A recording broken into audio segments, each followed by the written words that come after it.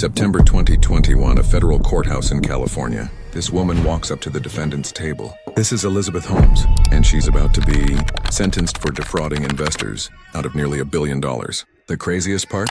Just 7 years earlier, she was on the cover of Forbes as the world's youngest female billionaire, worth $4.5 billion. At 19, she dropped out of Stanford.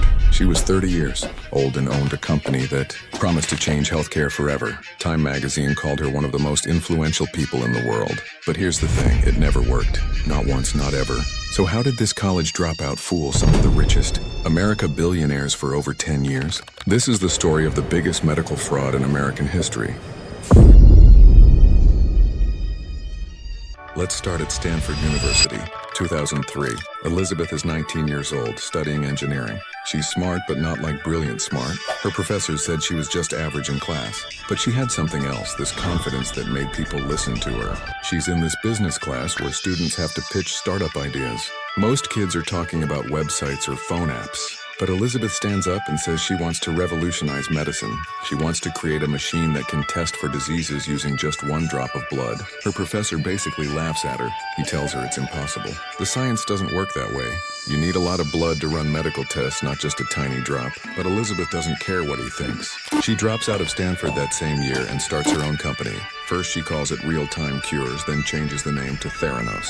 And here's where things get weird. Elizabeth starts wearing the same black outfit every single day, like she's creating some kind of uniform for herself. She also starts talking differently, making her voice much deeper and more serious than it used to be.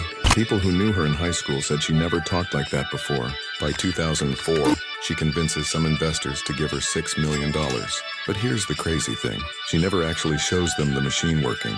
She just talks about her vision and how amazing it's going to be. And people start believing her, not because they've seen proof, but because Elizabeth has this way of making you feel stupid if you don't get excited about her idea. The money starts flowing in. 20 million, then 50 million, then 90 million. Everyone wants to invest in the girl who's going to change medicine forever. There's just one problem. She still hasn't actually invented anything that works. By 2010, Elizabeth has raised over $90 million, and her company still doesn't have a working blood test. But she keeps promising investors they're almost there. Just 6 more months. They're so close to changing the world. Meanwhile, she's building this secretive company in California. The offices look like a fortress. Every single employee have to sign papers, promising they'll never talk about what happens inside the company. Different departments are not allowed to communicate with each other. There are security cameras everywhere watching people work. If any employee asks too many questions about how the blood tests actually work, they'll get fired immediately. But on the outside, Elizabeth is becoming famous. She's on magazine covers, giving speeches at conferences, appearing on TV shows. Then in 2014, she makes the cover of Fortune magazine as one of the most powerful women in American business history.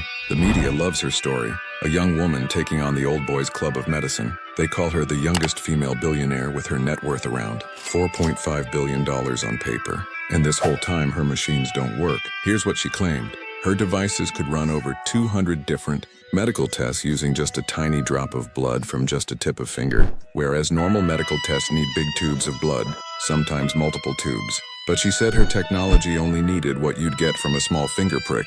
The problem is that's impossible. It was impossible in 2010, and it's still impossible today with current technology. So what was Elizabeth actually doing?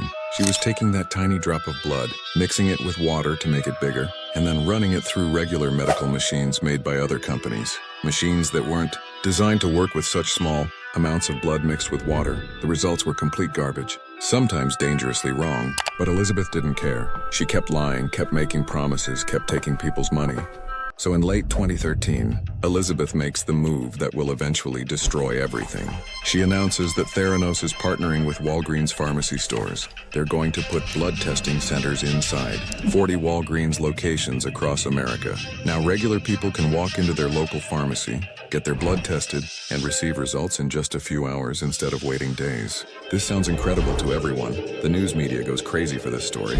But inside her company, employees are having panic attacks. They know the machines don't work properly. They're seeing test results that are completely wrong, sometimes in ways that could kill people. Imagine you go to Walgreens thinking you're healthy, but the test says you have a serious heart condition. This was happening to real people every day. Then one of her lab directors quits and writes her a letter saying the tests are unreliable and dangerous. She ignores it completely. Another employee tries to speak up about the problems, but gets fired the next day. But Elizabeth just keeps pushing forward, until in 2014 she appears on the cover of Fortune magazine again. The headline says, "This CEO is out for blood." The article claims her company is worth $9 billion. That makes Elizabeth worth about $4.5 billion personally. She's 30 years old and being called the next big tech genius. Around this time, Elizabeth starts telling her emotional story in interviews. She says her grandfather died because doctors couldn't detect his illness early enough with proper blood testing, and claimed this is why she started Theranos, to prevent other families from going through what hers did. It's a great story that makes people want to support her, except it's not true. People who knew her family said her grandfather actually lived to be 92 and died of old age, not from any undetected illness. But she never let the truth get in the way of a good story that brought in more money. By 2015, investors think Theranos is worth $10 billion. So she was being compared to the greatest entrepreneurs in history. She's speaking at major conferences and advising government officials on healthcare policy. The only problem? Everything is built on lies that are putting people's lives at risk. This is where someone finally stands up to Elizabeth, and it's not who everyone expected. This young guy, Tyler. He just graduated from college with a biology degree. His grandfather is George, a famous politician who worked for multiple presidents and is incredibly respected in Washington. George is on Elizabeth's board of directors and completely believes in what she's doing. So, Tyler gets a job at Theranos in 2013. His grandfather helped arrange it. Tyler thinks he's going to help save lives and become important to the company one day. Instead, he discovers a nightmare. On Tyler's first day working in the lab, he starts noticing that something is seriously wrong. The same blood sample tested twice gives completely different results. When he asks his supervisor about this, he was told to just ignore the problems and send out the results anyway. Tyler starts documenting everything he sees. The machines don't work. Test results that make no sense. Supervisors telling employees to hide problems from patients and doctors. He suggested ways to make the tests more accurate. He asked questions about why they're sending out results they know are wrong, whereas the rule of the company is that no employee should ask too much questions. Elizabeth's boyfriend, Sonny, who runs day-to-day operations, starts targeting Tyler. Tyler gets screamed at during any company's meetings for asking too many questions. His computer access gets restricted. Other employees are told not to talk to him. So Tyler makes a brave decision. He quits Theranos and contacts a reporter at the Wall Street Journal named John Carreyrou. So when Tyler tells his grandfather what he discovered, George doesn't believe him.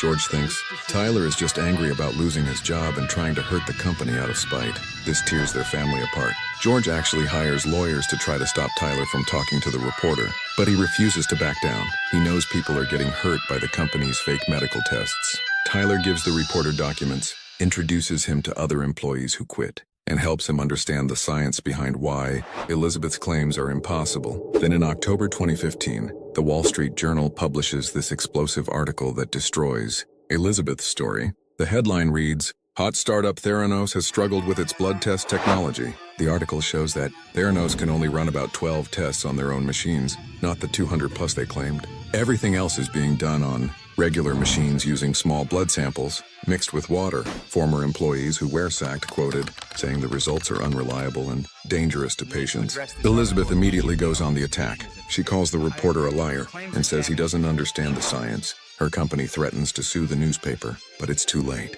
More employees start speaking up, so investors start demanding answers. Government regulators start investigating. The house of cards begins to collapse.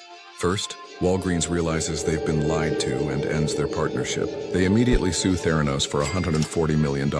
Then the Food and Drug Administration starts investigating and finds all the secrets this company has been hidden with their lab practices. So the Securities and Exchange Commission launches a fraud investigation. By 2016, Elizabeth's net worth drops from $4.5 billion to zero. Literally nothing. Forbes magazine puts her on their cover again, but this time the headline reads, "From $4.5 billion to nothing." The criminal charges come in 2018. Elizabeth and her boyfriend, Sonny, were both charged with fraud and lied to investors and patients for over 10 years. During the trial, prosecutors play recordings of Elizabeth in meetings where she's clearly lying about what her machines can do.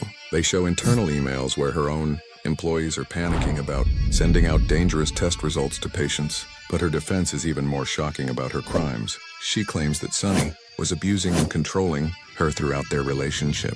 She says he made her dress a certain way and talk in that deep voice. She tries to blame everything on him. The jury doesn't believe her. Then early January 2022, Elizabeth is found guilty on 4 counts of fraud and sentenced to over 11 years in federal prison and ordered to pay back $452 million to the people she cheated. As of right now, Elizabeth is sitting in federal prison in Texas, but here's the most unbelievable part. And even after everything, she's already talking about starting another company when she gets out. She still believes she's going to change the world. Meanwhile, Tyler, the young man who risked everything to expose the truth, started his own legitimate medical testing company. His grandfather, George, eventually admitted Tyler was right and apologized for not believing him. And those patients who got wrong test results from Theranos, many of them still don't know their medical decisions were based on completely fake information. Comment what you think about her.